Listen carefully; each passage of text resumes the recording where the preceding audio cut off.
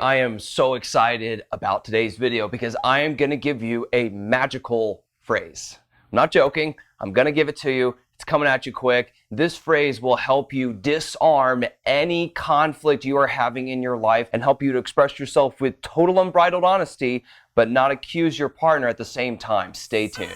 I'm Christopher Gill, and I've spent time thinking about relationships, studying them. I want to be your best friend, your brother, your daddy, and I hope that we can continue growing and talking about anything. Let's dive in.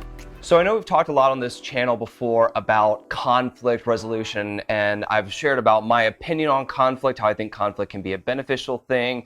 I've talked about open, honest communication, how to express things to your partner that you don't want, but I want to give you a little tool today for you to put in your toolbox that I've been using this tool for several years, and this isn't my thing. This came from, I think originally I heard it from Brene Brown in a talk that she was giving, and it stuck out to me so hard, like I pulled over my car and wrote it down the second I heard it because something just clicked for me. A little light bulb went off, and I've found it to be a very effective, powerful tool that I've shared with a lot of people since then. And now you get it. But before we do that, I want to talk about when something negative happens, when conflict begins, what is the not good path that many times happens? So you see something bad happen, you get offended by someone, and then you accuse them of this thing that was done, and you assume that it was done in a particular way. And usually that assuming comes with some level of misunderstanding, right? You are not the other person. You're not the person that offended you, so you won't understand all the facts. You have a perspective. You now have a hurt perspective on what happened to you. So you go from accusing to assuming, and there's probably some misunderstanding there, and the accusing, assuming, and misunderstanding leads to escalation, right? Many times we will come to our partner, we'll be angry, we'll be hurt, we share it to them. Instead of helping us disarm, right, they assume they match our energy, right? So they escalate things and we escalate things, and it just goes up and up and up and up, and then that leads to total or at least partial breakdown. So accuse, assume, misunderstand, escalate, breakdown. That is how normal fights, misunderstandings go with couples. But we are not normal people. We do things better. And so we have a little bit of a different pattern, and the tool I'm giving you is going to help this pattern even increase. That pattern is something happens, and the first thing you do is take personal ownership of your feelings. You are saying, hey, these are my feelings, and I'm owning these feelings. And then you question. So instead of assuming, you ask questions to help yourself get to the bottom of the situation, to help you fully understand what's going on. You don't assume. And so you're trying to prevent that misunderstanding from happening there. And the questions promote understanding. So now there's not the misunderstanding. You've asked the questions, you've understood, you've taken personal responsibility for your feelings, and then this can lead to reconciliation, right? And a reconciliation is your partner apologizes for what they did wrong. They help give you clarity. You apologize if you responded inappropriately in that time. And then all this leads to reconciliation, which then can lead to growth. So that's the pattern of dealing with conflict that we want to follow. And I want to go back to the very first part of that, which is taking personal responsibility for your feelings. So you're going along, and before you get into accusing, before you get into saying what they did wrong, before you do all these things, you say, hey, the story I'm telling myself is, and then you put in how that action that your partner did made you feel. Here's an example. Let's just say I'm dating a guy named Paul, and I say, Paul, listen, I'm bothered by what happened here, and the story I'm telling myself when you didn't return my phone call is that you don't care about me anymore, we don't have a relationship, and you really aren't going to be investing in me anymore, and that I'm going to waste my time, and that I'm going to end up alone after I've wasted a ton of time trying to invest in you. And I hope you realize the difference there, because if I came to Paul and I said, Paul, you're not investing in the relationship, you're going to leave me, I'm going to invest all this time in you, and then you're not going to be there for me, Paul's like, what the heck are you talking about? Like, I don't think any of those things are the case. By saying the story I'm telling myself, I'm able to say all of those same things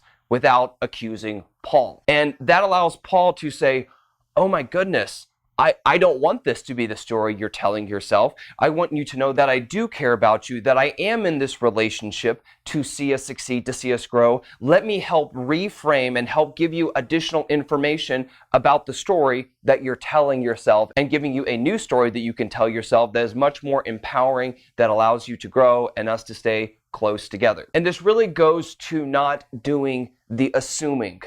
So if Paul was busy and I called Paul and he didn't respond to me right away, I'm going to be concocting stories in my very overactive brain about all the negative reasons this happens, instead of realizing that Paul got in a car accident and that his phone was smashed against the windshield and he didn't turn off his phone. He's not ignoring me. He just literally has not had a phone. And you can see how I would go anger, anger, anger, anger, anger. And then I would get this piece of information and I would go compassion, compassion, compassion, compassion, compassion. And I would want to help the situation. I'd want to see how I could be there for Paul, and our relationship would get closer, and I would not be compounding insult upon injury, potentially in this situation quite literally, hopefully not, but I would be able to de-escalate but still share and not stuff feelings that I have that I really, really need to express. Another powerful thing that the story I'm telling myself does for you when you're expressing things is you are taking ownership that you may be wrong,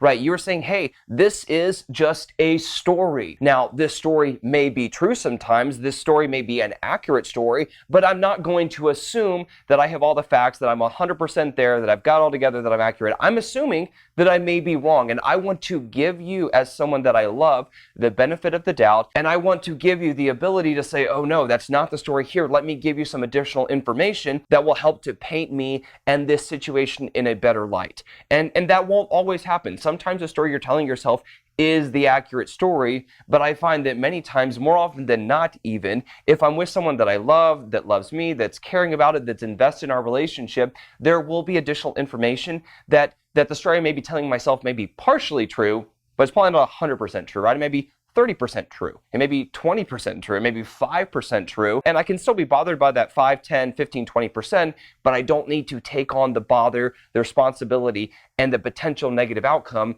of the entire story that I was telling myself. This also allows your partner to show up for you. It allows them to support you, allows them to say, hey, let me give you information. It allows them to probably learn fears about you as they are hearing things and they hear where your mind goes when something negative happens. This will give you and them a picture into what the underlying fears are, right? Many times we're really not bothered by the specific action. It may bother us a little bit. We may think, man, that was inconsiderate, but that doesn't cause the snowball of negative emotions that we all know can come from one little thing, right? It's like, well, if they were willing to do this, then they're probably going to do this, and they're going to do this, and they're going to do this, and then I'll end up alone 3 years later after I've been investing in someone who never cared about me in the first place. That's probably not an accurate story, and you can allow your partner to support you in your fears, to help you work through those and help you grow to a stronger, better relationship. And while your partner is supporting you, it also allows you to be brutally honest. I realized that without adding this phrase,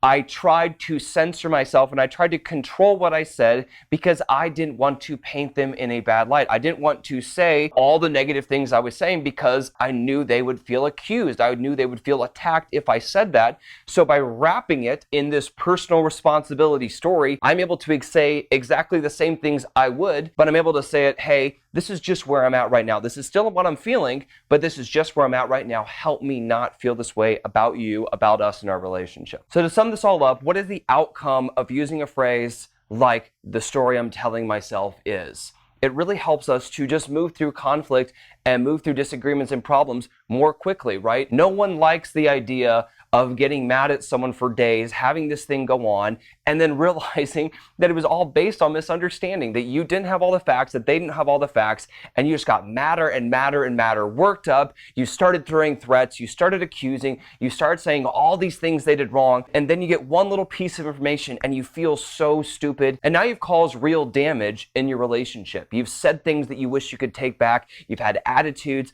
that weren't an accurate reflection of the love, the care that you have for this person. And it all started because we didn't take personal ownership, we didn't ask questions, we didn't seek to reconcile and get all the facts before we started to craft a decision going forward about whatever the situation meant about us, meant about our partner, and meant about our relationship. So in your next conflict or fight, before you start throwing accusations, start with, darling, the story I'm telling myself is. See where it gets you, see what happens, post in the comments. I'm so excited. I can't wait to hear how you put this phrase into action as you develop incredibly powerful, helpful, and productive conflict resolution habits and patterns.